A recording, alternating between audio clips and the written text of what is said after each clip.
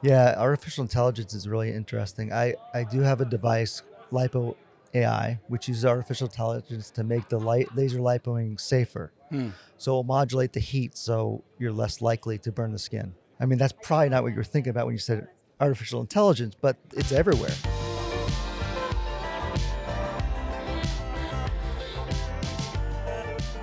We're here at the Aesthetic Meet 2025 in Austin, Texas, and I have the great pleasure of sitting down with our friend and client, Dr. Greg Albert of Boca Raton. Dr. Albert, thanks for sitting down with me. Thank you for having me. Of course, now we've done this last year, and now we're keeping up the tradition, which has been fun. Had a handful of our clients who were on last year jump into the podcast chair again this year, and it's great to get like an update. Another year in practice, what are they seeing? And so I'd love to ask you a few questions from your point of view in your market, what you're seeing. But first, will you just give us a little update? Tell us about your practice, what you specialize in, what you focus on. So we're in Boca Raton, Florida. We're growing, ever growing. We're hiring, adding surgeons. Dr. Becker recently came to the practice. Well, actually been 2 years now. Wow. And that's been great. And we might have another surgeon coming down from New York. We have another surgeon that's coming down, operating 1 day a month. So it's been great. That's great. What's the experience? Have you figured out? Do you feel like you have a handle on kind of bringing on an associate in that whole process now? No, No. that's complex. No, and I mean everybody that's done it, it's difficult. It takes a lot of give and take, a lot of kind of like a marriage, compromise, Kind of like a working marriage. together. But it's great, the camaraderie. You can't. We're all alone in these private practices, and the guy next door you're maybe friends with, or they're not friends with you. So having someone to bounce ideas off, but it's kind of funny. I mean, I surround myself by older guys, or at least looking guys, I think, still, maybe. So I kind of get away with, hey, doctor, Dr. Becker, well, I won't name any other names because I know Dr. Becker's not here. I feel comfortable asking them their advice because they've been doing it 20 more years than me. That's cool. So it gives you a peer group. Yeah. Yeah.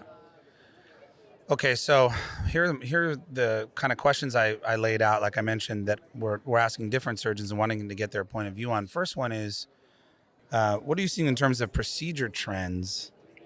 Maybe different than last year or over the last few years. Yes, I do endoscopic minimal surgery. Mm-hmm. I love doing the mid facelift endoscopically, small incision right here.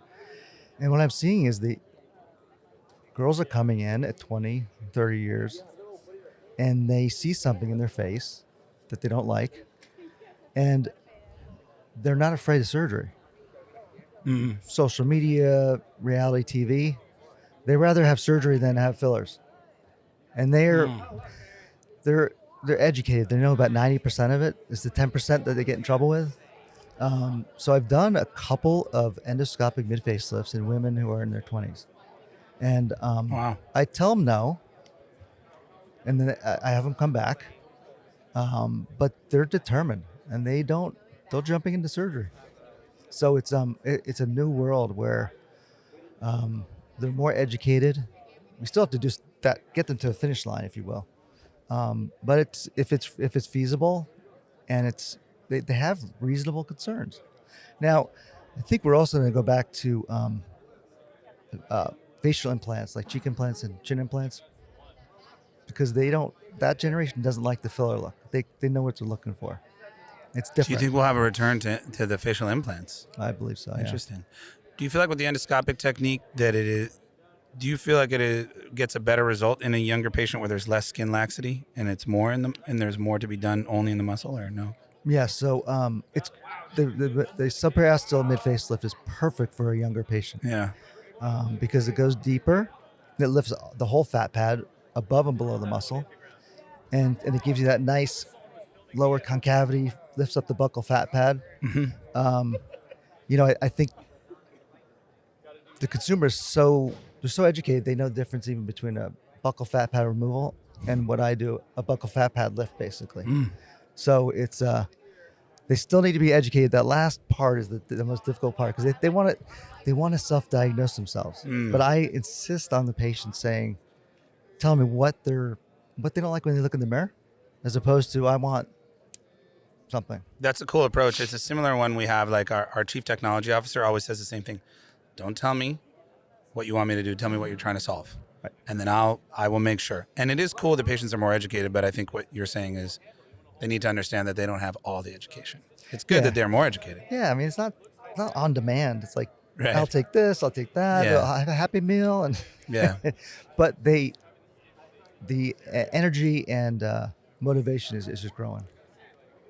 That's interesting. So you really have people in their 20s coming in for that mid-facelift? Yeah. Right in the middle of their 20s or later 20s? Yeah, 25, 27. Wow. 30.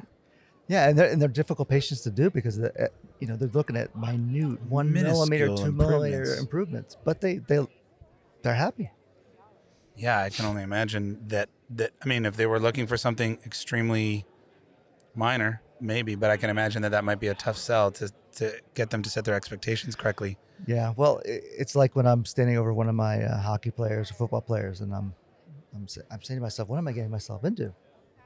Because it's a professional athlete; they have to get back to work. A younger girl, I can't, she can't walk around with an unbalanced face. Yeah. Tell me about what you were talking about with the athletes. To touch on that for the people listening, what you're referring to. Yeah, so I treat hockey players and football players, Miami Dolphins and the Panthers, which you didn't ask me about the Stanley Cup winning. Oh my gosh, I don't follow hockey well enough. Wait, who won? We won the 2024 Stanley Cup. Game 7, won by one goal. I really should know this, but I'm an awful hockey fan. That's so congrats, belated congrats. I know now you'll watch. Yes, I will. And we're playing right now. That's exciting. So you have an official affiliation with these different teams, where they're bringing the athletes come to you? Yeah. So it was funny. I was watching one of the games the other night, and two guys on different teams. My guy, Sam Bennett, and we were playing the Bruins, Zadorov. Both guys were fighting. Of course, I fix their faces. That's what I do. So I'm thinking to myself, this is so surreal. Two guys that I fix their face are fighting each other. Oh my God, that's funny. Actually, that's funny. Okay, well, that's really interesting insight on the trends. How about on an industry level? Are there any major trends you're seeing in 2025 or over these last 12 months, good or bad, that you see kind of coming into the space on an industry level? Good question. I mean, there's so many things that go through my mind. I think it's important for surgeons to have open minds, and I never really thought about threads or things like that. And it's funny when something's around a long time and maybe it's gotten refined over the years. You kind of go once you said, oh, I'm not going to do that, but it sticks around, and it kind of echoes what I do in my practice. It's got to be tried and true. It's got to be reliable. And so I think the threads are interesting because there's a subset of patients that just don't want surgery. My patient coordinators have to remind me, Dr. Albert, they don't want to have surgery ever. What do you mean they want? There's some that don't. So they're going to want it. I think the good thing, as I was saying before about the younger patient, they're jumping both feet in for surgery. So it's just growing. So both sides of it, there's more options for those who maybe are never going to consider surgery, and there's more people jumping both feet into surgery. But what you're also saying is you try to stay a little bit immune to the trends until something is really tried and true. Correct. Yeah, I've done that most of my career. I don't want patients to be misled. I want them to be educated, and I say the same thing now. It's like I was saying before, what bothers you? What's the solution? And this is what the solution is going to do. That's awesome. Do you think about AI at all and how it may come into your practice or play a role in in what you do? Yeah, artificial intelligence is really interesting. I do have a device, Lipo AI, which uses artificial intelligence to make the laser lipoing safer. So it'll modulate the heat so you're less likely to burn the skin. And it actually has a feedback so that it lights up green, the tip, when it's cool, and then it turns red when you're maybe delivering too much heat. So, I mean, that's probably not what you were thinking about when you said artificial intelligence, but it's everywhere. Um, it, I mean, it's limitless with that. I mean, in It's any, it's hard to grasp. yeah, it is. That's exactly why I like to ask the question, because I mean, in any way that it could possibly be implemented. I want to ask this question every year. You know, I'll come back and ask the same questions. What are you seeing? Where's AI?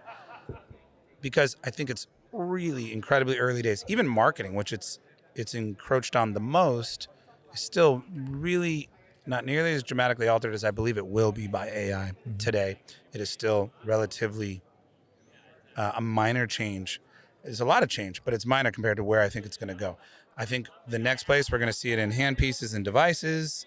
We're already seeing it. You brought up a good example. I think it could be used in training, actually, particularly for non-surgical devices, to make sure you could have an, you know, these companies think about so much about training, and they invest so much in training, some of them, and they make sure that they're trying to put people in your practice that are well trained.